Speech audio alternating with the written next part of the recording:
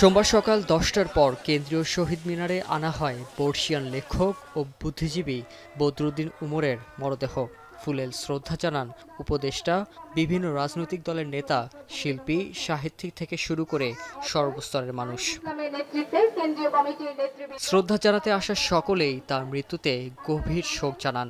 তার চিন্তা ও বিশ্লেষণ আগামীর বাংলাদেশের জন্য বিরাট শক্তি বলে জানানো হয়।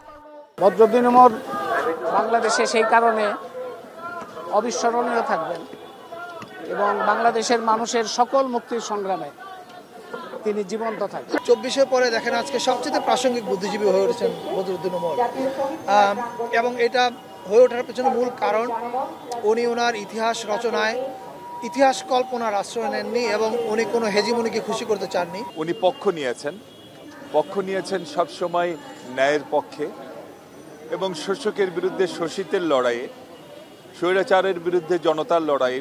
সারা জীবন জুলুম, অপশাসন আর বৈষম্যের বিরুদ্ধে কণ্ঠ তুলেছেন বদরুদ্দীন উমর।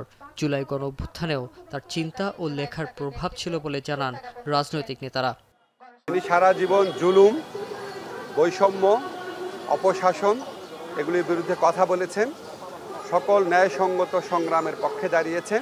ফ্যাসিবাদের বিরুদ্ধে তার যে লড়াই, তার যে চিন্তা, সেটা অবশ্যই বাংলাদেশের তরুণ প্রজন্ম, বাংলাদেশের মানুষকে অনুপ্রাণিত করেছে, ভবিষ্যতে করবে। শ্রমজীবী মানুষের কথা তিনি বলেছেন, সবসময় শ্রমজীবী মানুষের রাজনীতির পক্ষে। শ্রেণী বৈষম্যহীন সমাজ গঠনে বদরুদ্দীন উমরের জীবন দর্শন ও সংগ্রাম অনুপ্রেরণা হয়ে থাকবে বলে মনে করেন তার দীর্ঘদিনের সহযোদ্ধা ও শুভাকাঙ্ক্ষীরা।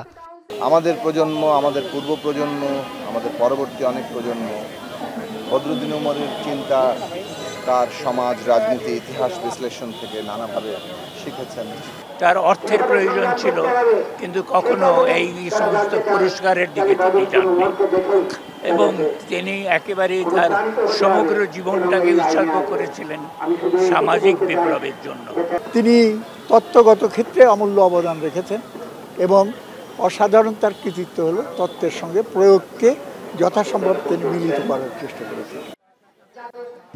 কেন্দ্রীয় শহীদ মিনারে সর্বস্তরের মানুষের শ্রদ্ধা নিবেদন শেষে ঢাকা বিশ্ববিদ্যালয়ের কেন্দ্রীয় জামে মসজিদে নেওয়া হয় বদরুদ্দীন উমরের মরদেহ। 5 জোহর জানাজা শেষে জুরাইন কবরস্থানে দাফন করা হয় তাকে। শাহরিয়ার জামান পুলক, এখন, ঢাকা।